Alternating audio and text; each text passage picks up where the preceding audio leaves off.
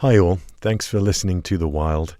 If you want more wild content, you can visit our Patreon. We've got extended interviews, a behind-the-scenes podcast with my buddy Ken, live discussion chats, and so much more. It's a wonderful community we're building over on Patreon, and I hope you'll join us. You can find the link to Patreon in the show notes. Okay, enjoy the show. In the town where I live, Bellingham, Washington, there's a beautiful urban creek. It flows 4 miles, just 4 miles, from a lake through a city park with swings and big trees, green ferns and waterfalls, and it meanders down through the town, its homes and businesses, to the sea. Salmon swim here, and children too. It's a sliver of paradise, and it pulses through the hometown of tens of thousands of people. But on June 10th, 1999, all of that changed. There's a big smoke. The sky is smoking. A catastrophe shook the town that day. The creek is discolored and there's strong odors of petroleum. Share immediately. We have a big explosion. Something that changed lives forever. The ball of flame is headed towards State Street. You've got to help us get these people out of here anywhere near the creek.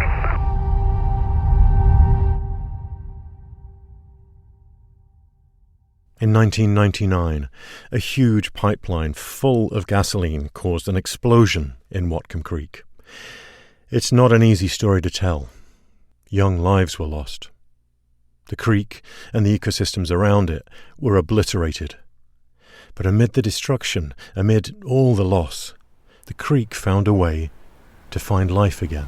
You start with just the basic fundamentals in the beginning, and you watch these ecological processes happen naturally as a result of that. And then 26 years later, you get to this.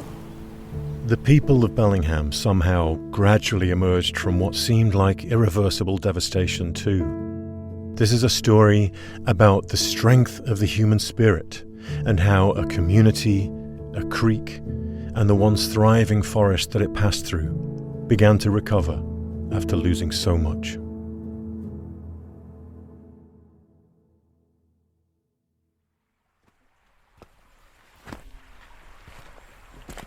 Whatcom Creek here in today's Washington state has lived a long, long life. Of course, it was here long before the town of Bellingham cropped up around it in the early 1900s. Native American peoples lived on its banks for thousands of years. The name Whatcom comes from the local indigenous Lummi word, Whatcom, which means noisy waters. There's a huge waterfall here. It was a fishing spot for the Lummi people, where they caught salmon and shellfish. After European settlers arrived, the waterfall powered lumber mills. Houses were built along the creek with their backs turned towards the flowing water. The creek was their dumping ground. But over time, the park and the forest around it became a respite for those who wanted to get away from the increasingly bustling life of Bellingham. It was a sacred place to spend time. I would go there and I could hear or believe that I heard my ancestors' voices in the stones in the creek. So it was my sanctuary. Swill Canham is a member of the Lummi Nation. He's a local arts advocate, 63 years old, and Whatcom Creek is close to his heart. Years ago, he would visit the creek when he wanted some solitude. When people from out of town came to visit him, he'd bring them to Whatcom Creek to show off the splendor of this spot. They would look at the ferns that were 6 feet tall. Huge ferns, just rich and lush, covered in moss, and the trails were always really well maintained. Hidden among these ferns and tall trees, there was a swimming hole in the middle of the park, and a rock that kids would jump off 20 feet down into the water. You can picture what it was like. Kids screaming and yelling and laughing, and it was dreamlike.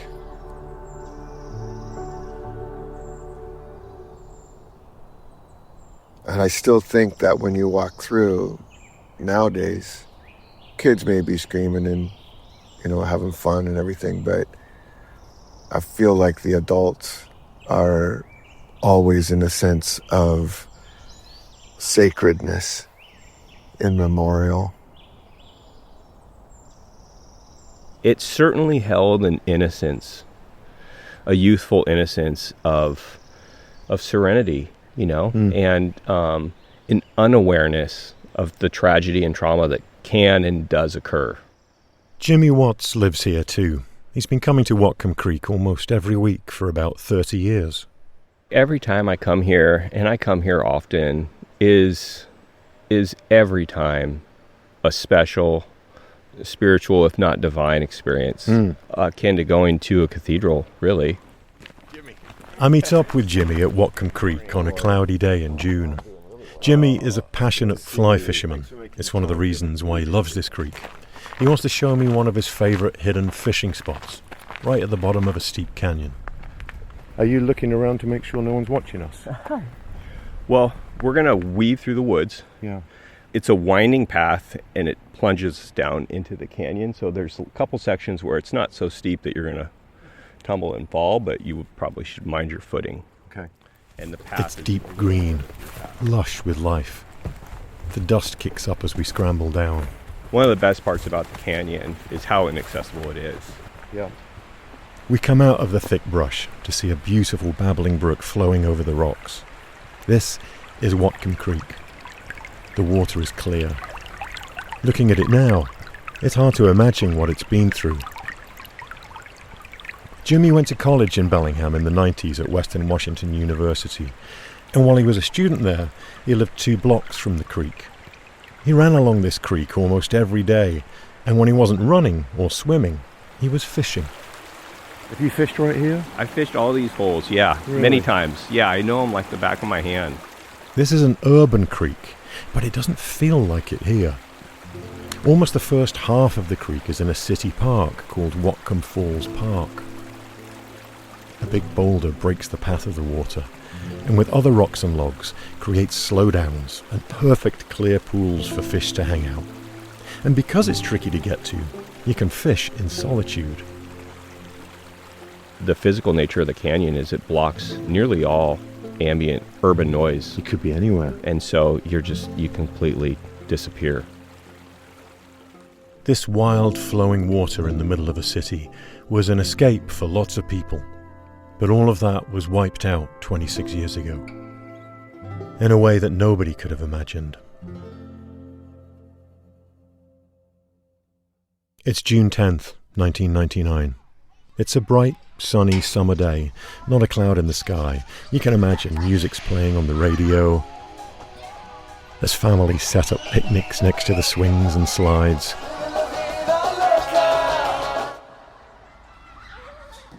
But hidden underground are pipelines. They carry millions of gallons of gasoline underneath the park every day. High-octane fuel destined for places like the airport in Seattle. It came in as an odor investigation, and that is a very routine call for us. Very routine call for us. Ryan Provencher was a young firefighter on call that day. He was 27 and had just joined the Bellingham Fire Department 2 years earlier. Ryan and the rest of the crew followed standard procedure and drove the fire truck to where the people calling 911 were saying the smell was coming from, right at the edge of Whatcom Falls Park, next to the creek. When they got there, he looked to his captain for instructions. I just remember him looking and just seeing his eyes get as big as saucers. Keep in mind, I'm young and inexperienced, but based on the look on my captain's face, who was actually very experienced as a firefighter and a fire captain, it was immediately apparent to me that this was very serious. The captain was seeing what no firefighter wants to see: clouds of thick vapor floating up off the creek bed. If you've ever poured gasoline into your lawnmower and you see just the way the vapors kind of come out of the gas tank and it's that wavy look, looking up above the creek, it looked like that to the treetops. Like it was just a massive amount of vapor that we could see. What Ryan and his captain didn't know was that gasoline had been oozing into the creek long before they got there, slowly making its way downstream.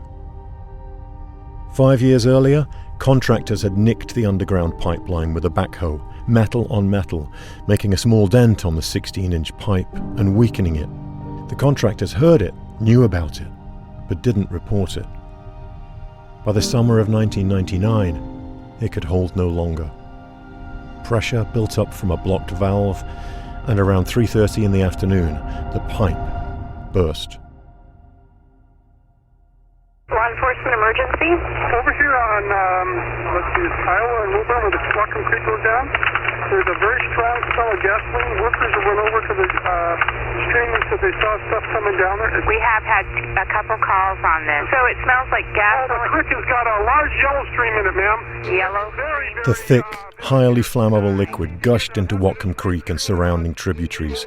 Almost 230,000 gallons of gasoline rushed into the water, flowing for 1.5 miles down the creek at a rate of 7,000 gallons per minute. Are you speaking there? Sir, we have people on the way over to that area.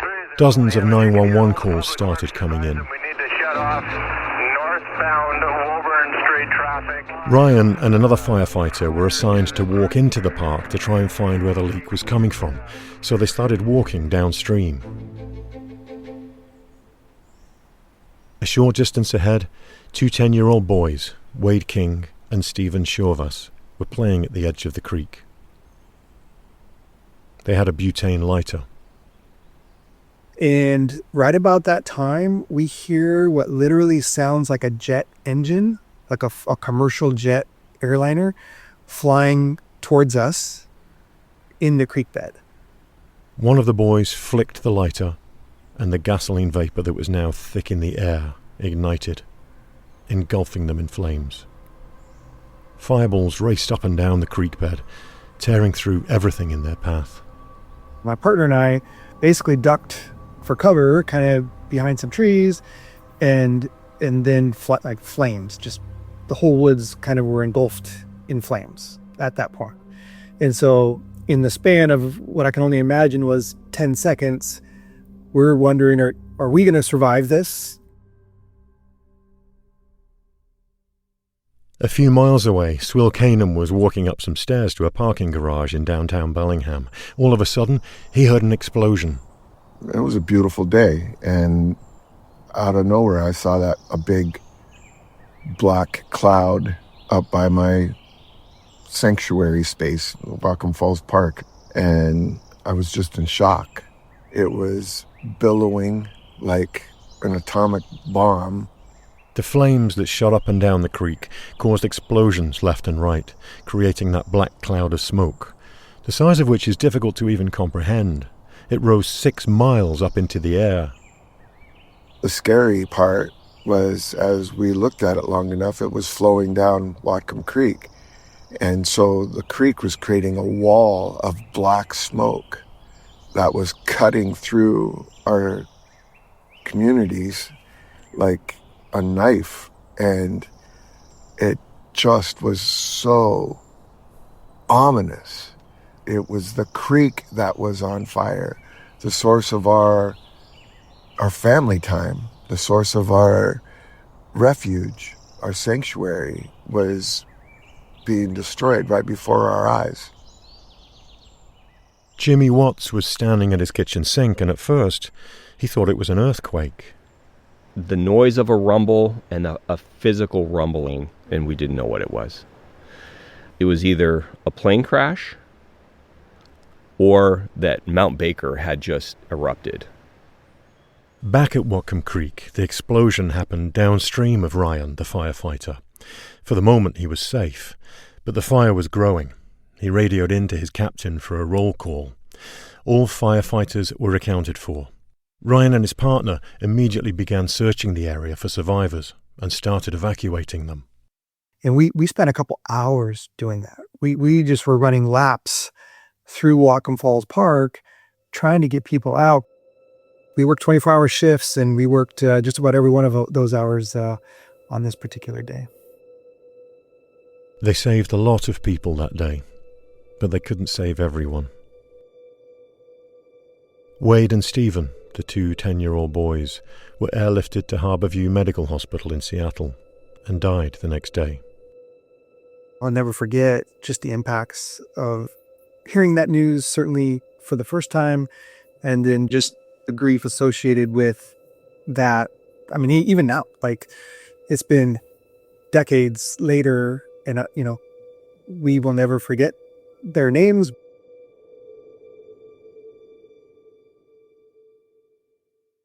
There was a third boy at the creek that day. He was fishing in one of his favourite spots. His name was Liam Wood, 18 years old. He was chill. He was quiet and thoughtful and, didn't have that kind of high school boy goofiness to him. Jeff Clark was Liam's high school English teacher. I meet up with him at the creek. He tells me he and Liam had a special student-teacher bond. Jeff loved the outdoors and even designed a class on Northwest literature about nature and wilderness. Really, Liam Wood was like the student I had in mind when I designed the course. He was the ideal student. He was into the outdoors. And I found out pretty early when he came into my class that he was a fly fisherman. Jeff had been fly fishing for some time, mostly for trout, but he started to pursue steelhead, a bigger fish that Liam had been catching for a while.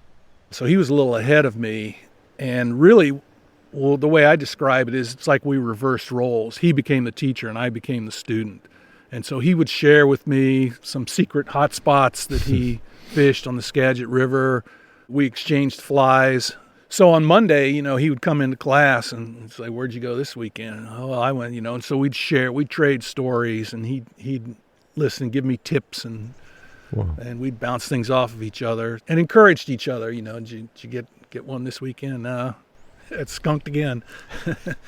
And so I think we became pretty close as teacher and student can be. Jeff doesn't come down to the creek often, and it's bringing back a lot of memories for him. And I caught a steelhead last spring, a year ago, at a spot that he told me about. Wow. How did that make you feel? Great. Anytime the steelhead are a fish of 1,000 casts, so anytime you catch one, it's pretty great. I would think that I would love to be able to share that with him, let him know, but... On the day of the pipeline explosion, Liam had reported to work at a local fishing shop called H&H Sports, not far from the creek. It was a popular store with lots of local fishers. Jeff took a class tying flies there. Jimmy Watts visited the store often too. But it was a slow afternoon at the store, so Liam's boss let him clock off to go fishing. So of course, he went straight to his favourite spot on Whatcom Creek. He left a note for his parents. "I'm fishing. We'll be back before dark. Homework is done." We don't know a lot about what happened to Liam that day. But we know that after the pipeline ruptured and gasoline vapour flooded the air, Liam was overcome by the vapour, became unconscious, and fell into the creek, even before the explosion occurred. Jeff, Liam's teacher, didn't hear anything about Liam on the day of the explosion. The next day, he showed up at the high school, and the staff were called into an emergency meeting. All the staff in the little theater and the principal told us that he had some bad news for us, that one of our students, and I had no idea. So he told us that Liam Wood had died in the explosion. And I remember that distinctly, and that just jolted me.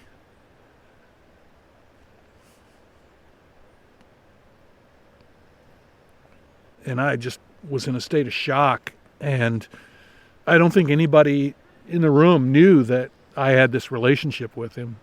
Like I don't know, I felt really alone and heartbroken. Jeff came down to the creek a few days after the explosion. At this point, the fire had died down. All that was left was smouldering ash. It was just scorched earth.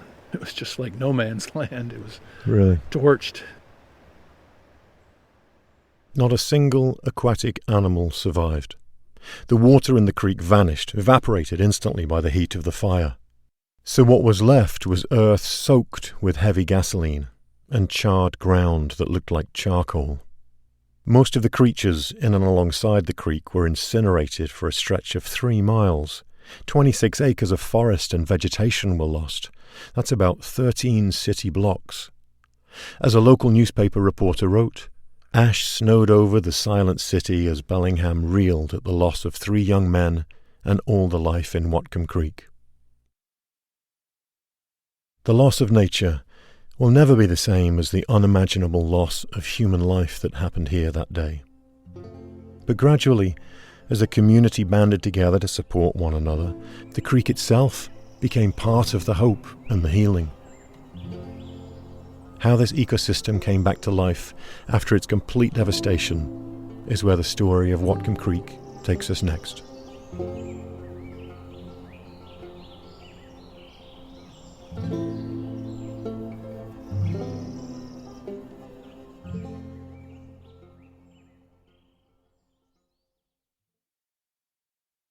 Hey, wild listeners.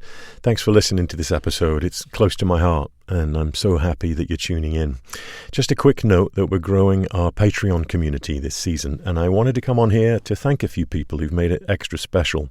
Big thanks to Stephanie S., Sherry Lynn, Dawn H., Thomas C., Jen A.B., Jennifer K.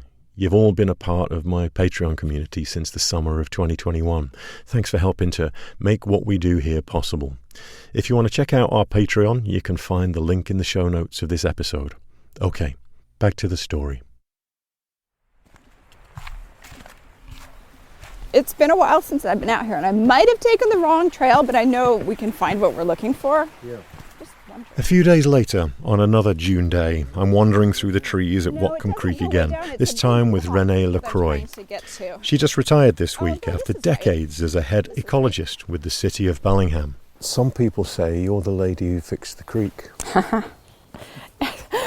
I'm one of the ladies. She spent the last 26 years in this park, working to get it back to the way it was before the fire. But today, she's having a bit of trouble finding the trail we're supposed to be on. There's a big rock that I'm trying to get to. Not the one we just passed? No. Something like it, though, like a big boulder like that. Yeah, it's like you can stand out and see the creek. We're pushing through branches in the middle of the woods, stepping over beautiful green vine maples, tall Douglas fir trees overhead. You can hear the creek down below. It's so full of plants, trees and brush that it's hard to even see my hand in front of my face, let alone where we're placing our feet. There we go. This is what I wanted. We climb onto a rock and look down through a gorge where the creek is flowing. Trees of different sizes surrounding it. Huge boulders covered in thick moss dot the water. Why did you want to bring us here? I mean, clearly it's really dramatic. Don't take a step back, right? It's that kind of place. Because I think you can see the beauty that's here, and you just have to imagine what it looked like after the fire, where there was nothing. It was black and dead. All the birds you can hear right now, there was nothing. There was it's just quiet. You'd walk along the creek, there was about, 10,000 dead fish floating in the creeks, and the lampreys, and macroinvertebrates, and all the things just floating. We're looking down to the section of the creek that was completely destroyed 26 years ago, where Liam was that day. I asked Renee to explain to me how she and her team went about the formidable task before them, restoring nature after the explosion. Okay, one question about bringing all these little building blocks back. How do you prioritize them? So because of the time period that this happened, it was all about the salmon and doing what we could to provide good salmon habitat. All the salmon spawning grounds had been destroyed by the fire, so repairing their creek habitat was top of mind. Kind of think of fish like people need a safe place to sleep, and you need a stable environment to raise your kids, and you need to be able to get food. And the salmon species that inhabit Whatcom Creek are no different. Plus, focusing on these fussy fish and their needs would help all kinds of species come back. She tells me the first thing they had to do was remove the gasoline from the creek, a job easier said than done. The gasoline had replaced the water after it was vaporized, and a lot of it seeped down into the soft riverbed and the banks, infiltrating the ground. So Renee and her team brought in a big machine to loosen up the soil so they could reach the gas. It literally looked like a spider, and it had, four different legs, and it would walk down the creek banks and then agitate the soil. Really? Yeah. The agitating released the fuel from the soil so they could absorb it up using booms, these huge round rolls of fabric. It was an extremely messy, giant mop-up operation. So you mean it's literally just a case of soaking up the fuel? Exactly.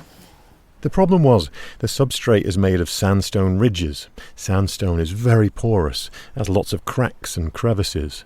So as soon as they agitated it to soak up the gas would just sink further down into the ground. That first stage of the cleanup was difficult, and Renee was brand new, hired by the city's Natural Resources Department right after the explosion. She'd done a bit of research on Whatcom Creek, but she definitely didn't know how to bring a creek back to life after everything in it and around it had been so thoroughly destroyed in this way. If you look in the scientific literature, there's a lot of disturbance ecology, usually due to wildfires. It's rare to have a creek on fire. Did you feel like in some ways you were writing the book on this kind of restoration? Yeah. A lot of the restoration efforts were trial and error, and it was a team effort. Members of the Lummi Nation and Nooksack tribe worked with the city of Bellingham to assess the damage and create a long-term restoration plan. Once they'd finally cleared most of the gasoline out, which took months, they added gravel of all different sizes into the creek bed. The hope was that the gravel would attract the creatures that were to become the first building blocks of life. Creatures that actually thrive in a disturbed environment. What came back first? The bugs. The bugs. And what kind of bugs? And how on earth would a bug come back to a place that's been that ravaged? Well, something about their life cycle allows them to take advantage of disturbed ecology. In the world of bugs, they all have different roles. Some are shredders. Their mouths enable them to rip and tear big pieces of wood. Some are predators. They specialize in hunting. Some are grazers. They eat a lot of plants. But the fire wiped out every single one of these bugs. And when you wipe out that whole ecosystem of insects, you have a blank canvas for starting over.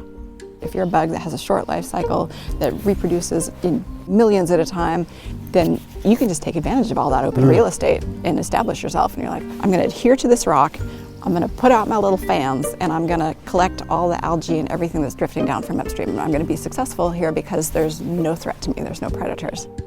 So the grazers came back first, little flat-headed mayflies. They floated down from upstream of the burned area. That's something that's happening all the time, but there isn't usually an empty ecosystem, that blank canvas to take over. Then, once those bugs grow for 3 months and die, their presence allows the other different types of bugs, the predators and the shredders, to come back and feed on them. It begins the cycle anew. The predators are what a lot of the fish eat when they come back, and so you start with just the basic fundamentals in the beginning, and you watch these ecological processes happen naturally as a result of that, and then 26 years later you get to this. Magic. And it's like you've just nudged nature along a little bit, right? And she's doing so much of it herself, given half a chance by the sound of things. Is that accurate, do you think? Yeah, I think that's very true.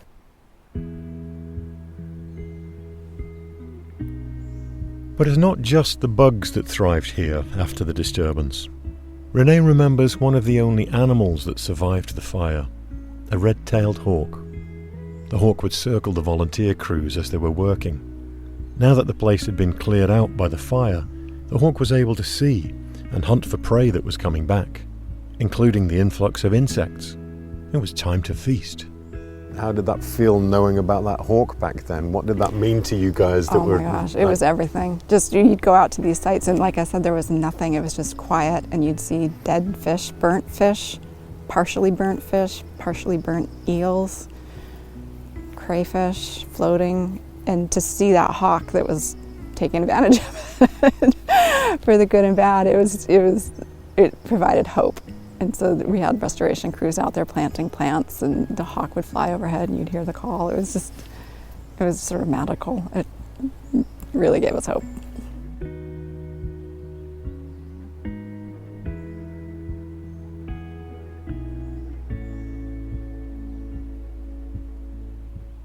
Today, the place is known as Red Tail Reach. A lot of the trees burned by the fire fell down, so they were repurposed, dragged into the creek to create habitat. Lots of downed trees in the creek here. Yeah, and see, look at this one. You can still see burn marks on that Oh one. my goodness. And on this one. Oh wow. Wow. Yeah, and so this is the evidence. regeneration part that I think is so interesting. So these trees died upright, and over time the wind blows them down. They fall into the creek, they turn into a jam, and that jam forces the water down or around, and so it creates scour, and that scour creates pools and jams are where fish hang out in the summer where it's cool. They needed new trees too. Volunteers rallied and planted hundreds of little saplings. But which ones would succeed or fail wasn't clear right away. And in here, we tried to create a little cedar grove back there and planted these cedars, and none of them grew. And so we planted them again, and none of them grew. And so we just keep trying to get the right species. So we ended up planting different species in here that would take, and now that it's grown up and it's mature and there's shade, the cedars are more likely to come back. So we just recently planted it with cedars again. Nice. Once the shade is there, then the rest can follow. Yeah. It is a bit of trial and error like nature itself, yes, right? Yes, because you don't know. The gorge we're looking down on is living proof of the success. It's thick with trees and other plants, and branches hanging over the water, creating shady spots that keep the water cool for its new residents. In just 7 years, the canopy cover, the amount of shade cover created by trees and their leaves, went from near zero to almost 50%. A couple of years later, some trees had grown from inches to over 15 feet tall. And following that habitat, in came the critters. Deer, mink and beaver, otters, coyotes and raccoons, 5 species of amphibians and reptiles, over 66 species of birds, and of course, fresh new habitat for juvenile salmon to safely start their lives. Even the tall trees from the original forest that were killed by the fire play a role in the unfolding ecosystem. And a beautiful example of life emerging from death, their huge charred snags with jagged tops and cavities have become homes, perches, and habitat for owls, woodpeckers, and insects. Whatcom Creek was not perfect before the fire. It had a long history of human abandonment and degradation. Some of the habitat that salmon needed to survive was destroyed even before the fire. But with this newfound attention for the creek, Renee and her team were able to make it even healthier than it was before. It almost feels like, oh my goodness, is this place better now than it would have been on its own? And would it have happened and been improved if it wasn't for the fire? I think it would have eventually, but the fire created the opportunity. It got people's attention, it got money to the table, and it got people galvanized to want to do something and want to see change. When you look out at this creek now, you'd never know it was even damaged. There are beautiful trails, dog walkers, cyclists, and abundant life. I spoke to lots of visitors walking the creek, and they had no idea the fire had even happened. What has that taught you? What's that lesson been then, that these places that were destroyed that you've dealt with over the years, including Whatcom Creek, have come back? It's never too late. You can always make an ecosystem better if given the chance. The explosion at Whatcom Creek, of course, triggered a lot of attention. The Olympic Pipeline Company and its owners were held accountable. They eventually paid out almost $200 million in settlement. Some went to the state and federal agencies for cleanup, and some to the families of the 3 boys who died. 3 pipeline managers went to jail, and Bellingham community members, so moved by the tragedy and the unimaginable loss of young lives, formed the Pipeline Safety Trust to tighten regulations around pipelines in the US and to help make sure this could never happen again.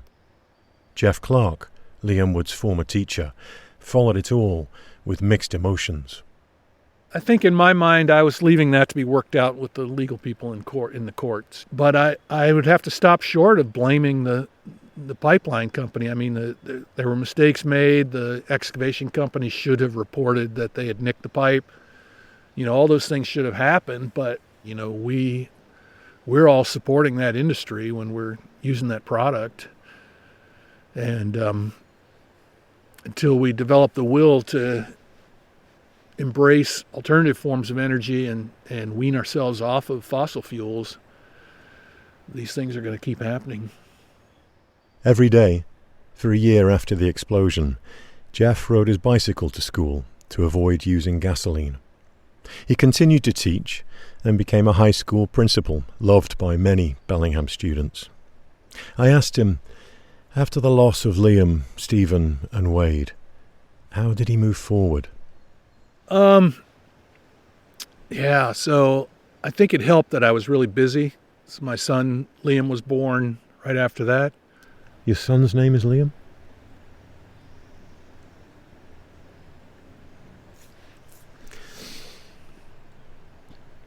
Yeah, that was a deliberate decision. His name is actually William, but he goes by Liam. Everybody knows him as Liam. Wow. When was he born? He was born August 8th of 2000. So right after. A little bit of a year after. Yeah, and Liam's mother, Maureen, we took him to meet her. I ran into her a few times after the explosion and kind of reached out and let her know that we'd named our son after Liam. There's an important part of the Whatcom Creek story that sometimes goes untold, revealed to me by Jimmy Watts during my conversation with him about Wade and Stephen, the two 10-year-old boys who lost their lives. The butane lighter they were playing with down in the creek sparked the explosion, but it also did something else. By accidentally igniting the gasoline vapor cloud that morning, they prevented the fuel spill from getting bigger, from flowing downstream deeper into the city of Bellingham, where far more people would have been hurt or killed, and homes destroyed. So the timing of that ignition saved so many lives. The timing of that ignition saved countless numbers of lives because the blast zone stopped right at the edge of essentially the sort of wilderness park boundary, beyond which is the literal heart of downtown Bellingham, where buildings and brick abut right up to the stream bank. Jimmy has followed this story ever since it happened 26 years ago. He's 52. He became a firefighter for the Seattle Fire Department, working on the front line every day. He still fishes the same stretch of creek that Liam did. And he's become intimately connected with Liam's parents. He wants to help keep the memory of all three boys alive. He's even making a film about the story. I asked him why he's so invested in it, even though he didn't know Wade, Stephen, or Liam. It's not lost on me at all that our oldest son, Cody, who just graduated last week, is leaving for college in Montana this fall, is the age that Liam was that day, is approximately the age I was when it happened. And one thing that has been remarkable as I've moved my way through life is the phenomenal resilience that you could never even imagine in the moment of despair or sadness or loss. Because you just don't have the creative capacity to see what can come from nothing. And the remarkable ability for everything to simply just bend back towards life.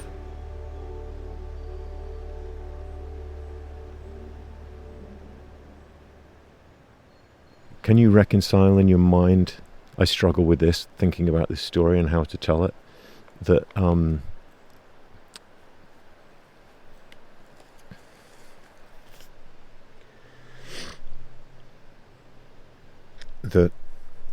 nature can come back, but human life can't. How do you think about or process that? All right, I'll do my best. As a father, 2 sons, I'm very much a material, physical presence, as are they. What isn't material is the love between us.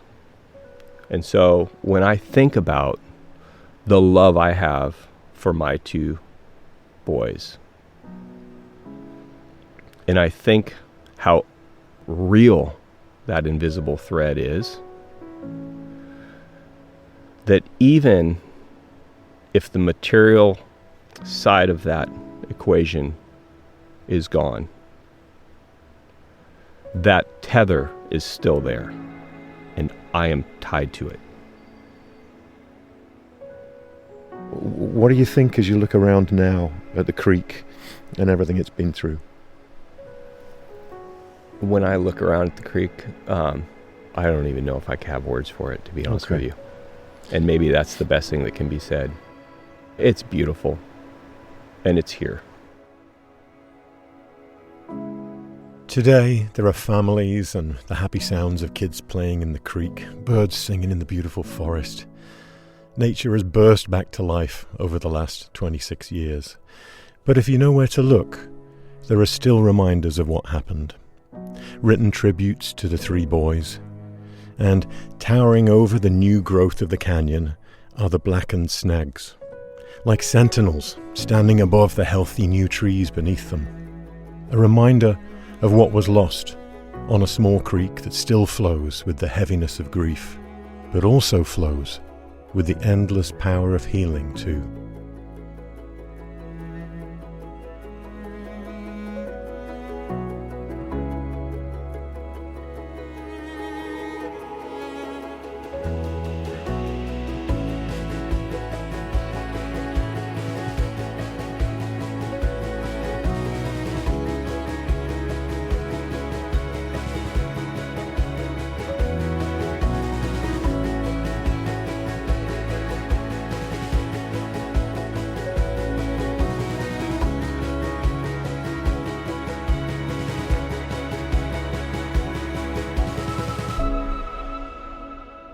We would like to dedicate this episode to the memory of Liam Wood, Wade King, and Stephen Tsiorvas.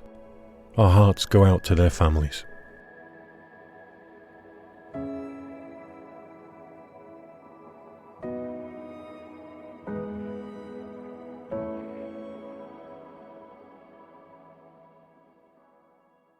Thanks for listening to The Wild. If you like what you hear, share it. Tell a friend about the podcast or leave us a rating and review.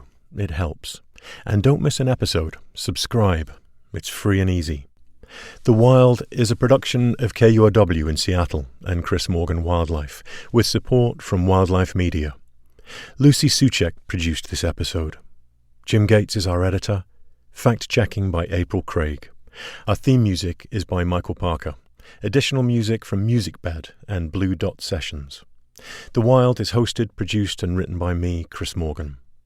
Special thanks to the local Bellingham radio station, KGMI, and former radio reporter Brett Bonner for archival footage. A very special thank you for their kind financial support to Jill and Scott Walker, Rose Letwin, Ellen Ferguson, the Isdell family, Anna Kimball, Barbara Stallman, John Taylor, Paul Lister, Bob Yellerlees, and John and Julie Hansen. Thanks for listening. Take good care of yourselves.